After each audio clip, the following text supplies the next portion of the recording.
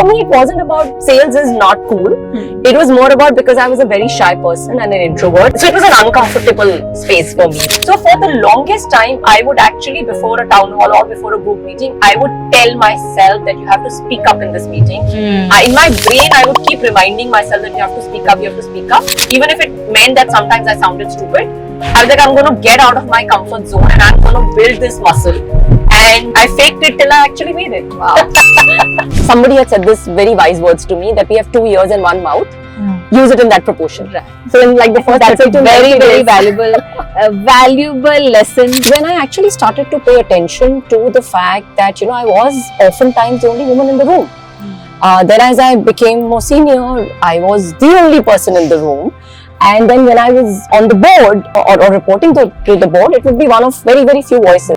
I think women, you should pay attention to this.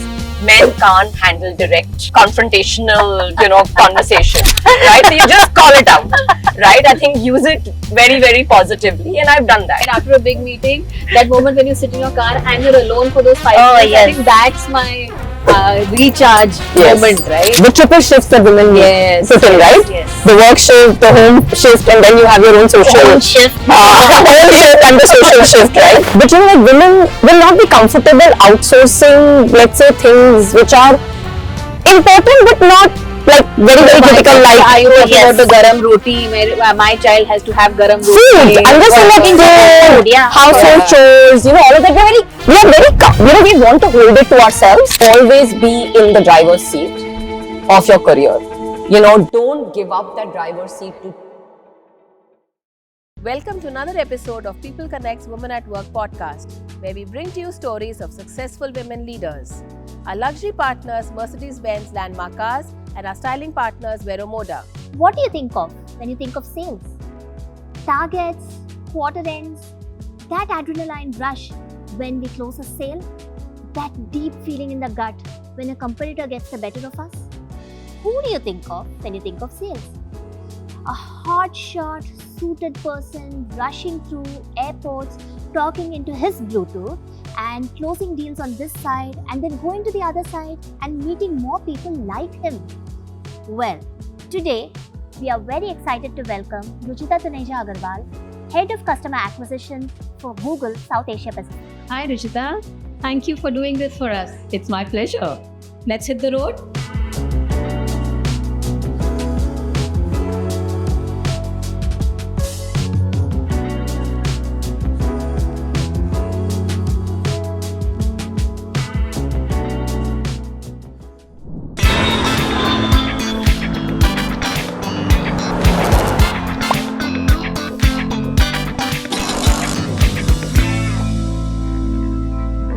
Okay, Ruchita, there are so many ways to introduce you, your education, your extensive experience in sales, in MNC, banking, the person that you are.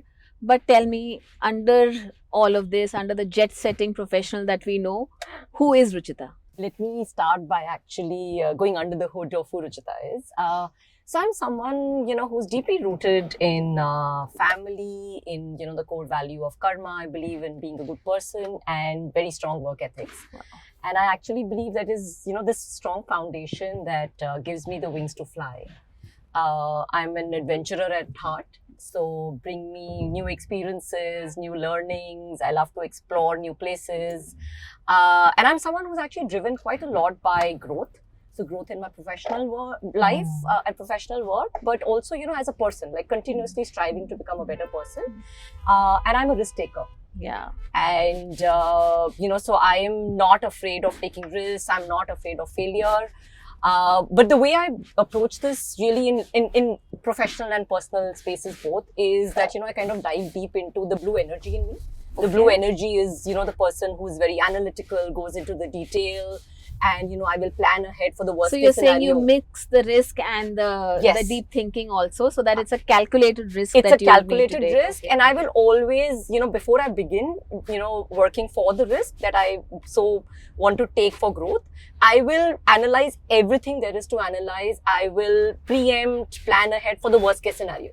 Once that is in place, then, I leverage the red energy. Which is let's do it now, the result orientation, as well as my yellow energy, which is, let's do it together. to kind of take everyone along. But the underlying thing about me is that, the high energy that you see on the outside actually camouflages the calmness inside. So I'm a very calm, reflective, patient person when it comes to that. So I think it's I think I balance the contrasting energies in me. So I like the blue, red, and the yellow energy. That's something for us to learn quickly. That it's an amalgamation of all of this, and the person that you are inside, the calm person, that puts you in the forefront and wanting to do new things, big things, every single day. Yes. Wow, amazing, Ruchita. So, was sales also, and you've been driving business and you are managing profit lines for such a long time now. You got your first job was MNC banking. Yes, Citibank. Right? So, what got you hooked on to that job? Yes, so actually Citibank was, like a name on campus, as anyone who's doing an MBA back then, in 2002 when I graduated 24 years ago. Everyone wanted to be in banking, everyone wanted to be in corporate banking. I was no different. But back then my definition of banking was actually something that I, being an introvert, actually thought that I was going to be best behind a computer, running a lot of modeling and doing some complex structuring, and I thought that's where I will start. But as luck would have it, sales found me. And then there was no looking back. That's the stereotype, right? That's what we all say, that good business school, premier business school, sales is not the career that you should opt for, right? Yeah. And we recently also, there was some news that an IIM grad dropped a job because it involved sales. Yeah. So we're hearing a lot of anti-sales things also. Yeah. So for me, it wasn't about sales is not cool. It was feel very comfortable striking up a conversation with people I didn't know. Be able to succeed in sales. And I was a very ambitious person all through my life, right? Like academically and then professionally. So I was like, wherever I am, I need to thrive on my strengths. And that was really how, sales kinds of happened to me. But, once I got into sales, I think the diversity of exposure, and which is where, I said, like, I'm a little adventurer at heart. I think that's when I started to discover that element of me, because otherwise it was a very stereotypical life, where you're in school, you're in college, you're, preparing for competitive exams and you want to do really well. But, once sales happens, it is as unstructured and as unplanned as it can be. So, Ruchita, that's how you found your first job in an MNC bank. Yes. Many years ago, right? Yes. So, what got you hooked on to this career? Yeah. Actually, the journey is very interesting because I was all prepared to join a MNC bank, which was a coveted role. I thought, I will join the treasury team on the structuring side. I'll be sitting behind the computer. And be a great mover and shaker. And, doing complex modeling, which did not require me to go out and meet, people. Yeah. Because I was an introvert.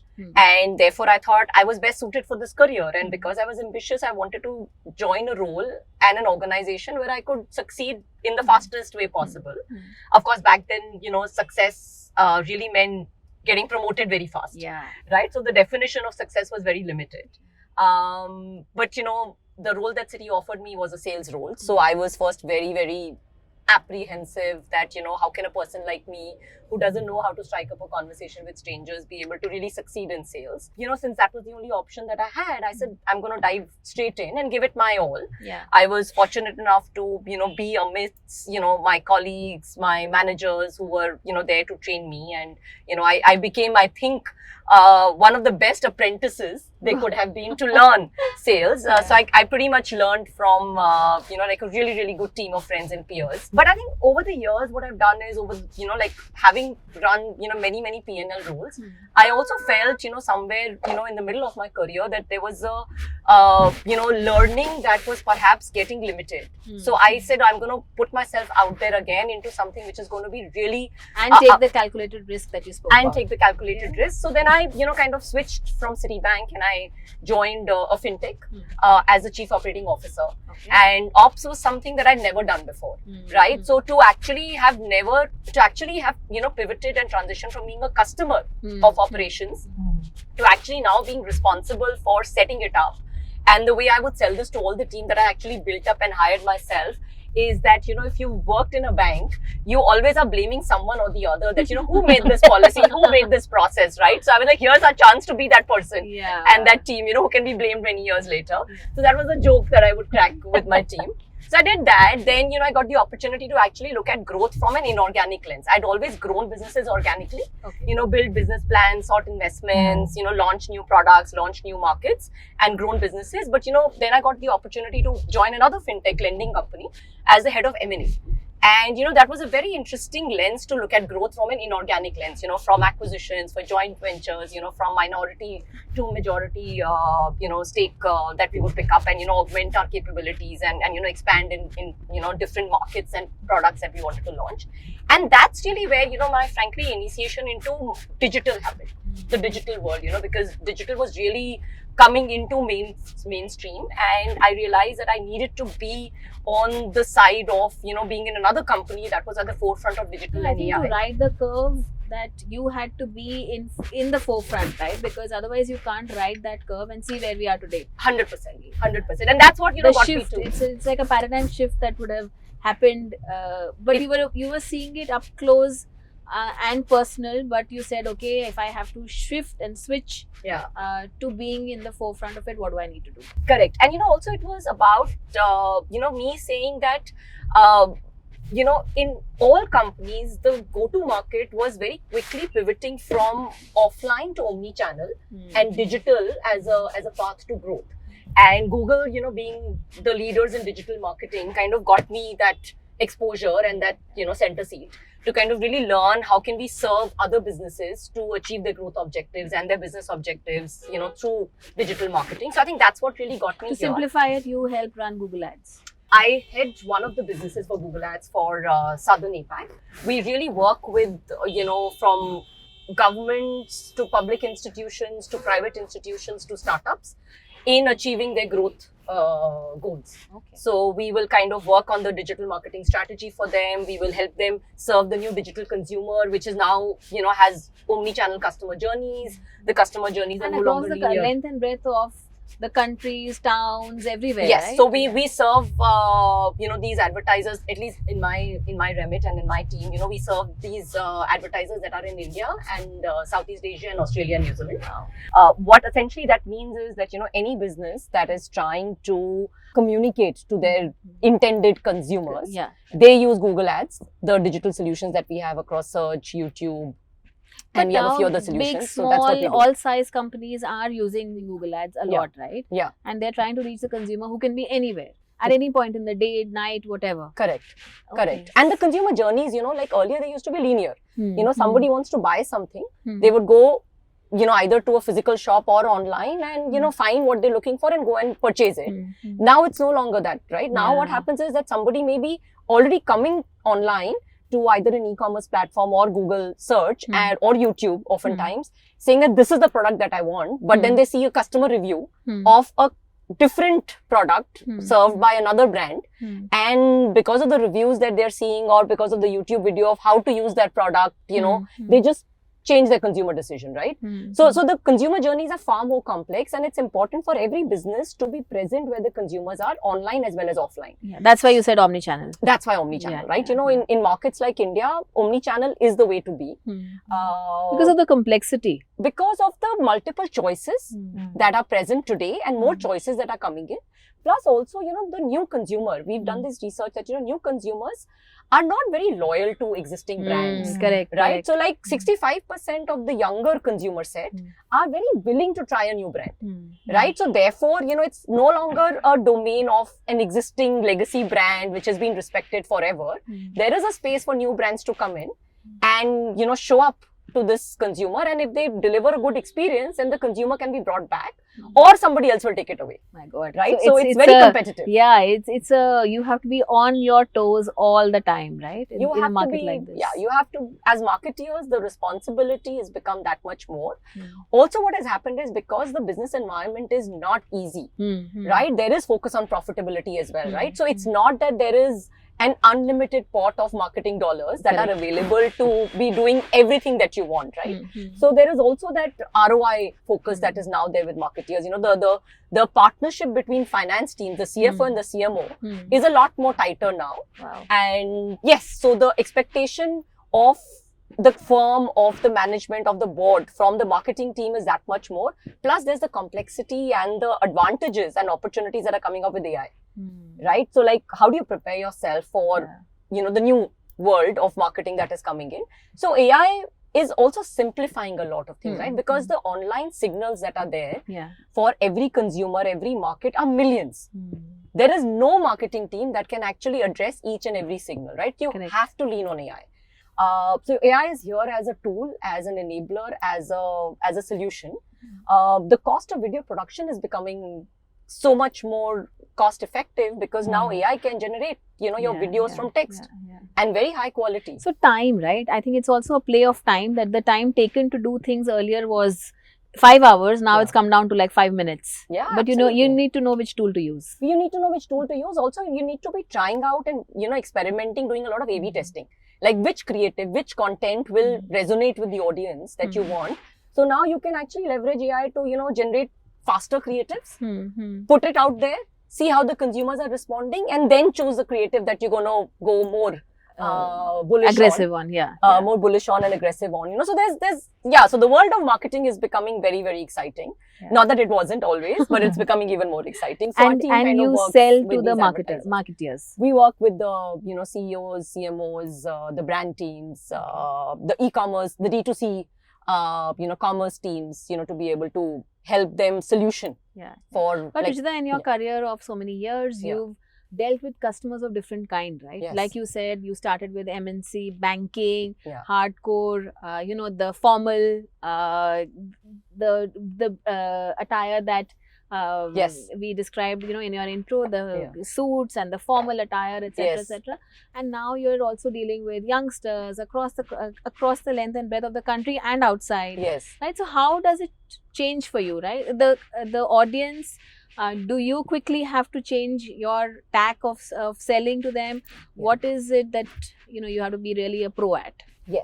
So the wardrobe has to change, of course, from the stiff suits to, you know, slightly more business casuals or business formals. No, but on a serious note, yes, you know, so honestly, every time I've changed industries and functional roles, I've had to reinvent myself, right? Like for the first 30 to 90 days, I am like a sponge, you know, so I will go in and, you know, just like somebody had said this very wise words to me, that we have 2 ears and 1 mouth, use it in that proportion. Right. So in like the first 30 to 90 days. Very valuable lesson today, Kavita, especially for me, like, you know, people like me who love to talk. I think very, very important, use your 2 ears. You know, so you have to be comfortable, you know, from being in a position of authority and expertise to kind of be comfortable going back to a place where you are you're the person in the room who doesn't know anything. You know, and then kind of climb your way up. Also with your teams, right? Like, at least my leadership style, and also in most workplaces, I think now, the authority or the respect is not for the position, is really for the value that you add, right? Your team is going to look up to you or come to you only if they feel you're adding true value, right? So you have to really be able to have that learning mindset, which of course requires you to unlearn sometimes, but oftentimes, you know, you connect the dots over the experiences and everything, and there is always something that you take forward to your next role, to the next opportunity, to the next objective or goal or ambition that you're striving for. So one is the learning mindset. The other is to the advertisers. You know, you have to not just hear what they're telling you in the meeting, right? Like you have to ask very insightful questions to really go underneath and really dig deeper. And oftentimes, you know, the skill for a very, very, to increase your proficiency in sales is about hearing what they're not saying. Right? And that often comes from, you know, hearing their investor calls, reading their industry reports. It comes from the preparation and hard work that you do before you walk into the meeting. Right? So there's a lot of prep work that, you know, one will need to do. And then, you know, go to them, you know, with of course, something that they're asking of you, but also not be afraid to challenge them. Because, you know, I think that is something, so, you know, having done different functional roles and having done different industries, that actually is something that I bring to the conversations when I'm meeting the CEO or the CXOs, right? Because then I'm able to connect the dots because I know what they're solving for in marketing, Yeah. but I can also understand what the board would be expecting of them because I worked with boards. Yeah, I've reported yeah, to boards, yeah. right? I am a board You member. are board member. I am a correct. board member, Yeah. right? So then, understanding where they're coming from, understand the pressures of the stock market, understand, what's happening in terms of inflation, raw material costs, profitability pressure, all of that. So I think it's that, like whole roundedness that you bring to that conversation. And that's really when, the customer on the other side is going to really trust you Yeah. with their money. I think everything is about trust, right? It's about In trust, selling, it's about trust. Do I trust you enough to park my money with you, or to 100%. spend on you, or to say 100%. that you're going to help me solve something and you really understand where I'm coming from? Yeah. Help me solve for that. Yeah. Not short term, but Yeah. trust in the longer term. Correct. And that basically is about how do you show up every time. Yeah. It's not once in a while, right? Like how do you show up every time in small actions versus long, like big actions. And at least that's what I always coach my team on, because I don't end up doing as much sales now, but it's really my team and my leadership team that will go out and do that. So that's usually something that I always make sure that I remind them again and again. Maybe I bore them by the reminder again and again that the customers trusting you with their money, trusting you with their company's business objectives, that they are leaning on you to serve. So we have to deliver to that trust. So, Ruchita, great points on particularly on consistency and trust, turning up and being there, doing the research and so on. Yeah. Now, just want to shift the conversation a little because there is a lot of narrative around biases of women in sales. Yeah. Right. So, Ruchita, what are some of the biases you faced and how did you overcome them? I'll be very honest, when I initially started out, I would not even notice gender generally, right? Because that's how I've grown up in a way, right? Like as I was fortunate to have grown up not having any biases imposed on me, explicit or implicit. But it was somewhere when I was in my mid-career is when I actually started to pay attention to the fact that, I was oftentimes the only woman in the room. Then as I became more senior, I was the only person in the room. And then when I was on the board, or reporting to the board, it would be one of very, very few voices, right? Like now, of course, with the mandatory requirements for independent women directors, that has changed. But, so what that would really mean is that I would walk into a room with a lot of people looking with certain expectations or the lack of it. Yeah. Right? So there would be sometimes unsaid things, but you could just see it on their expression. Yeah. And that really meant that I had to start off whatever I had to say with a lot more conviction and a lot more confidence. Right? So I think somewhere that's really where I built the way I speak now. The right? character. The character. That character also with the gravitas that I have like kind of inculcated in my voice. So I think that was one. Oftentimes, it would be very entertaining actually. I would walk into a client office with, male team members. Yeah. And, the CXO on the other side of the table would start off looking at the male team member. That's something without- that we see so many times. And as if you're not present in that meeting. yeah, and or like even if you're present in the meeting, they're looking Who's for in charge? Who's in charge, right? Yeah. Like, and it would be unsaid again, Yeah. right? I think in India that way is in most meeting rooms, people don't say it. Yeah. But you can make it out, right? They'll kind of turn their heads towards the male Yeah. team member, and I get very thoroughly entertained, right? And then, after a bit of time, when they're having a conversation, etc., they're pitching, and there'll be some objection that's coming in, and that's when I would come in with, very, very calm and but very, very solid argument, and then, with that competence is where you would see the attention switch. Yeah. The attention switch, right? So fortunately for me, I think I've always used the competence as the way to establish either the authority or the seniority or the seriousness or the gravitas that one would expect in a conversation.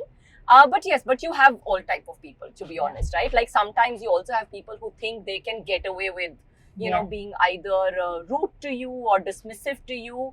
So then, to be honest, I just take it head on. And I think women, you should pay attention to this. Men can't handle direct confrontational, conversation, right? So you just call it out, right? I think use it very, very positively. And I've done that. I've done that quite actively. And I do it very calmly with respect, with poise, with grace, with everything. And, you said that, you kind of question them on that and Yeah. they don't know how to answer that typically. So I think, so I have some fun stories around it, but so I think those are some of the ways to do this, but The Yeah, hacks, right? The hacks. hacks to be in the the hacks, room the hacks to and be in make that your room. presence felt. Yeah. Make your presence felt. And I think there's a very nice TED talk as well as a book called by Amy Cuddy. It basically talks about how women should carry themselves, the physical presence, right? It's and I not think the personal branding. How do I look? What do I do? But it's it's more how you about carry yourself, and use your voice. Use power dressing. Okay. Use your the way you hold your shoulders, the way you hold your body posture, all of that. So I much to think- learn, right? It's the whole package. It's not just the competence or the knowledge. It's about so many things that play to make you the person that you are Yeah. today. In fact, I used to be a trainer for this topic called presentation with impact many years ago. It's been years that I haven't taken it. So one principle that I used to always quote in that is this Mehrabiya principle, which basically says that when you want to make an impact through a presentation, all of us disproportionately allocate time and preparation for the content, Correct. whereas the impact of that content is only 7%. The delivery. Yeah. 93% is your voice, Okay. a combination of your voice and how you show up. Wow. Right? And I think we just disproportionately, don't pay attention to that. And I think as women, right, we pay so much more attention to, am I getting it right? Am I saying enough? Am I not saying enough? What is the 3 slides going to look like, etc. Yeah. I think as women we overplay that a little more than the pluses on the other side. If I can also maybe share something else, right? Like, Mhm. also, how do you, make your presence felt in group settings? Right? Like I was mentioning to you guys, right, that I was an introvert. I wasn't the one who was used to raising my hand or making a point in a town hall or in a group, setting. But then I realized, somewhere in my early careers that it's important to show up and it's important to express your point of view. Because if you don't express it, then you will not, if there's an outcome that you're solving for or trying to achieve, you won't get it if you're not going to voice it out, right? So for the longest time, I would actually, before a town hall or before a group meeting, I would tell myself that you have to speak up in this meeting. In my brain, I would keep reminding myself that you have to speak up, And then I would, even if it would start off with just one thing, I would make sure that I'm saying it. Even if it meant that sometimes I sounded stupid, I was like, I'm going to get out of my comfort zone and I'm going to build this muscle. And, I faked it till I actually made it. Wow. So Ruchita, on that one, do you think true or false? Extroverts ace sales. False. False. Okay. And I'm sure there's something that is a story coming to your mind. So see, my default is an introvert. Okay. Okay. So Monday to Friday, when I don the extrovert persona, which I so need to for my teams, for my stakeholders, for my, business. Just to succeed in To succeed, professional right? circuit, yeah. It does take away a lot of my energy, Mm. right? So I need my weekends to recoup and recover my Recharge energy, the battery. recharge the battery, right? So the social battery, as the youngsters now call Well, it. my daughter says exactly that. Yeah. My social battery is depleted. Yes. I'm like, what is that? Yeah, so my social battery gets depleted by Friday, Yeah. and I need to replenish it again. So that's how I've kind of grown. But having said which, I think having put myself out there now for so many years, I've also become very comfortable in my own skin. So a lot of things that were making me introverted, my inhibitions, my apprehensions, my fear of sounding stupid, my fear of, not sounding the most intelligent person is now gone away, right? So I think somewhere the confidence that you build by being a working professional, whichever role you're in, and particularly sales, I think it just builds a lot more confidence, and that just helps you also be comfortable with putting yourself out there. Also, as a leader, it's important to be comfortable by being vulnerable to your teams. you know, especially when you're managing large teams of current, you know, like generational, you know, diversity that exists, right? So yeah, so I think now I'm also a little bit more comfortable with that, but that's not my default. Like even now, if I have to show up in a social gathering or an event, the half an hour that I spend in the car reaching to that venue, I am working on my head saying that today I have to put myself out there. I have to engage with these stakeholders. This is what I have to, you know, show up as to my team. I have to be the one who's giving energy to the crowd, right? Like I have to be the one who's giving energy to my team. My team may be stressed out because numbers are not being met, the pressures of targets, all of that, right? Like so, and you may be dealing with things at home. Right? Like, but you are the one who the team is going to be looking up to, drawing inspiration, energy from. So you have to be the optimist in the. You have to have it together at all times. You have it together, and you have to be the optimist in the room. So. Kavita, you too, right? For you, default setting, introvert, extrovert. Somewhere in the middle. But yeah, I can relate to a lot of what Ruchita says. I need to recharge my batteries. I need to, you know, get into the zone. I need to know what's the end time when I can get out of the zone. I think that's very important, right? After a big meeting, that moment when you sit in your car and you're alone for those 5 minutes, yes. I think that's my recharge moment, right? And before you hit home where there's another world waiting for you to be another person. Yes. It's that in between, and I think those breaks really are non-negotiable. Yeah, the triple shifts that women put in, right? Yes. The work shift, the home shift, and then you have your own social Own shift. own shift and the social shift, right? So yeah, so And there the are 3 own work shift shifts. Yes, and the own shift which always gets deprioritized in all these. And then, but sometimes I think it's this service we're doing to ourselves. 100%. It is, you can't really, you know, keep pouring from an empty cup until you don't refill it time to time. Maybe not every day or whatever. Yeah. But you have to make it a priority. You have to make it a priority. Also, you know, because to be honest, if you don't nurture yourself, you can't nurture the people around you who depend on you at work or at home, right? So you have to be a happy person or a calm person yourself. So you have to replenish and nurture yourself 100%. I think like one of the other things that, you know, I know many of us care about, and we've discussed this quite often on the group, but you know, like women will not be comfortable outsourcing, let's say, things which are important but not like very critical. God, like are you talking about the garam roti? My child has to have garam roti. food. I'm just saying that In general, food, food, household chores, you know, all of that. We are very, you know, we want to hold it to ourselves. We're not comfortable outsourcing. But when it comes to something that is so critical, which is financial decisions, investment decisions, managing your own money, Oh, yes. we are so comfortable outsourcing it or postponing it forever. Right? And I think Are we owning that? Are we owning the money we earn? And we should. Yeah. We should. So that's the conversation, right? That we are so okay to give it away, to say somebody else decides for us where my money will go, how much is real estate, how much is mutual funds, etc., etc. Am I even seeing where it's growing? Correct. Is it growing exponentially or not? Is it making it work for me or not? I mean, the time we spend on watching YouTube videos on entertainment or Recipes, cooking or whatever, I mean, if we can just also intersperse that with, you know, educating ourselves on financial decisions, asset allocation, I think that's very important. I think we have to be in charge of our own money. And if you're in sales, you're making the money. You are making the money, exactly. Making the money. By the way, did I mention? Sales is very remunerative on the money front as well. I think that's one reason why, you know, women should embrace sales. I think because this is the place where you do have a close linkage and close correlation to whatever efforts you put in to the money that you earn. Okay, one question, right? Today you're on the other side. You are today a leader to many men in your teams. Flipping it, what do you think makes you a super leader or be the leader you are?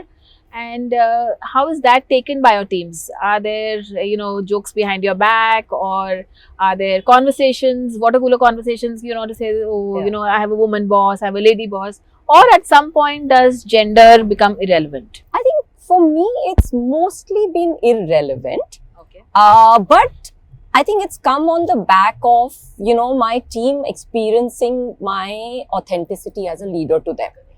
Right? So for them, I think the team really cares about, are you a leader who's giving them the air cover when you need to? Are you a leader who's actually making them shine when there's when things are going well? Yeah. And, and are you there for them to deliver to their aspirations? So I do actually invest a lot of time, irrespective of the gender, on understanding the why of each and every member on my team. What is That's it that a lot drives of investment, right? That's a lot them? of. I do. But I think it's in the long run, it pays off. Yeah, see, at the end of the day, just because the company wants to achieve a certain thing, or you as a leader have a certain ambition, why should they care? Correct. Right? But, if you understand, you invest in, really truly understanding what drives them, what their strengths are, what is their why, right? Like there's this book by Simon Sinek, which talks Yes. about start with the why.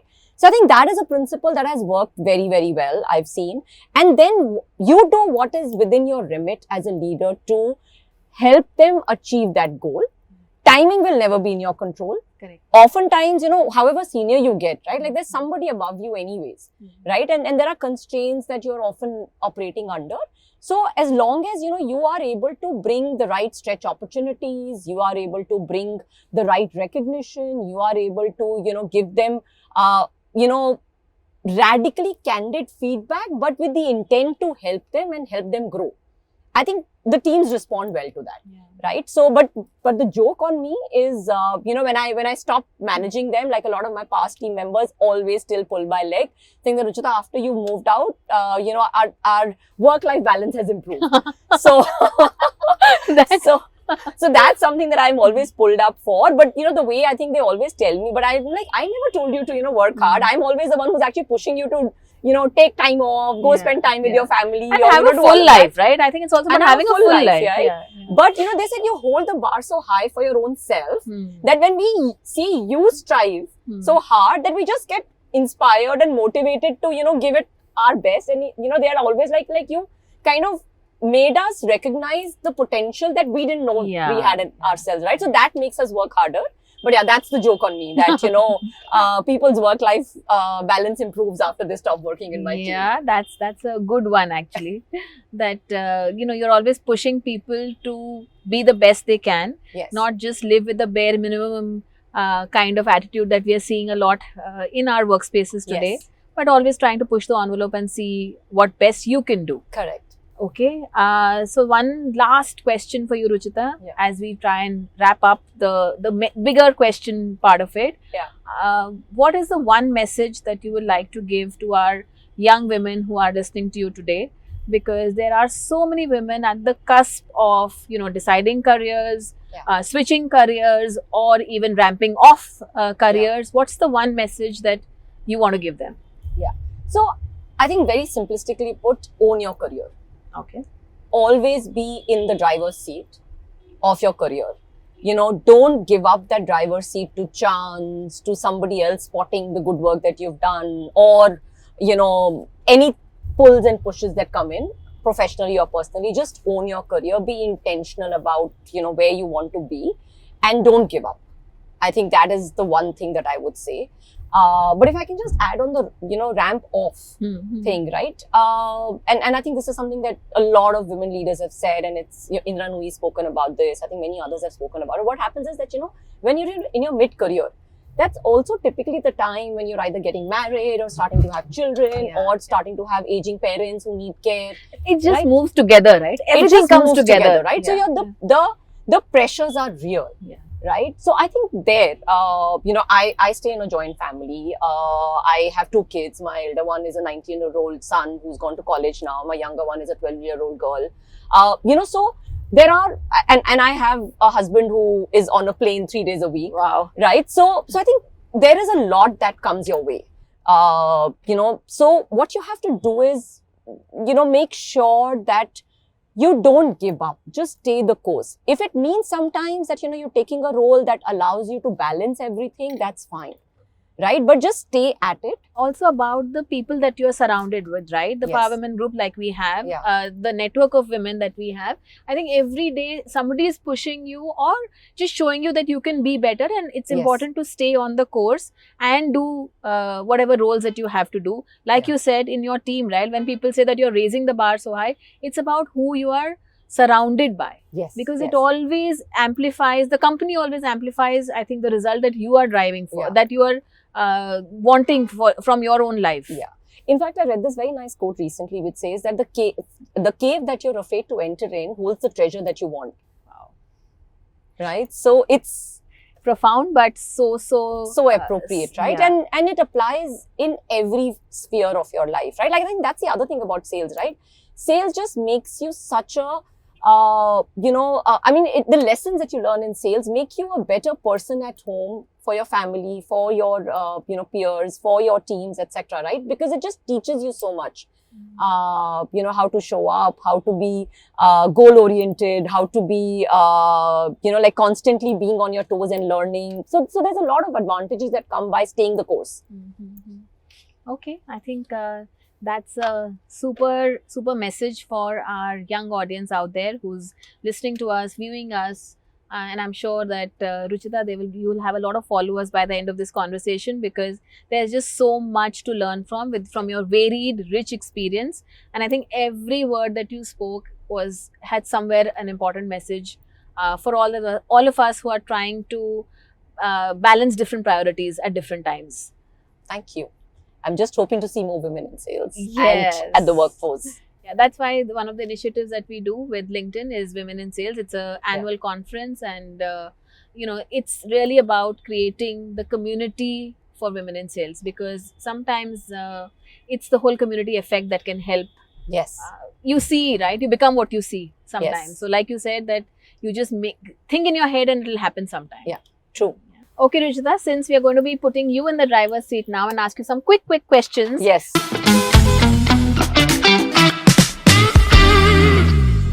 We want you to answer what's the one bold move that would have shaped your journey so far? I think can I say two? Okay. I think when I did get into sales, Okay. I think that's one pivotal moment. I think the second one, when I left the comfort of Citibank and joined a startup Yeah. and changed from P&L to COO, I think that just gave me the courage to take further risks in my career and has made me really, really bold in my ambition and vision for myself. Okay. Because you said sales, what's the one good thing about being in sales? Amongst many other things, there are many, Hmm. but I think the one thing that's very good about sales is that there's instant gratification. Okay. I think whatever efforts that you put in, you are able to tangibly see the results. And there is nobody else that you have to necessarily share the credit with, because you know that happened Numbers because speak. of you. Numbers speak. The numbers speak. It happened because of you, your team. When I say you, I mean it's the team effort as well. Yeah. But yeah, it's like the attribution in our world, from a digital marketing perspective, there is no confusion on attribution. Okay, great. And what is it that you don't like? So, I've actually had the experience of working in some organizations where, sales kind of was given extra importance over relationship. And I think when that happens, I think that's not sustainable. And it comes back to your being authentic, being Yes. an authentic leader, Yes. being the person you are. So I think Yes. that dissonance may have not Dissonance, yeah. worked with you. Okay. And what's the one pet peeve that you have of working? Or working? Actually, nothing. I think working has only been good for me. I think the pet peeve that I often see these days in the workplace, though, is I think when I see people give up too early and be afraid of failing, I think that's something that I feel is an opportunity loss. So that kind of I get a little frustrated with, but there's only so much that you can do to help somebody else, kind of not be afraid of taking risk and not be afraid of failing. So yeah. Wow. Thank you, Ruchita. I think that brings us to an amazing end to this awesome time that we've had with you driving around Mumbai city and, listening to your nuggets of wisdom, which I think Kavita and I will take back. Many small things that you would have said, but resonated so well with us. And I'm sure with all our followers and people who are listening to us. And, thank you so much for doing this for us. Thank you for being so kind. Thank you. Thank you. And that's a wrap on another episode of People Connects Women at Work, brought to you by our luxury partner Mercedes-Benz Landmark Cars and our styling partner Vero Moda. Do follow us on Instagram, subscribe to our YouTube channel, and also you can listen to all our episodes on Apple Podcast, Spotify, and any other podcast channel that you prefer. Thank you.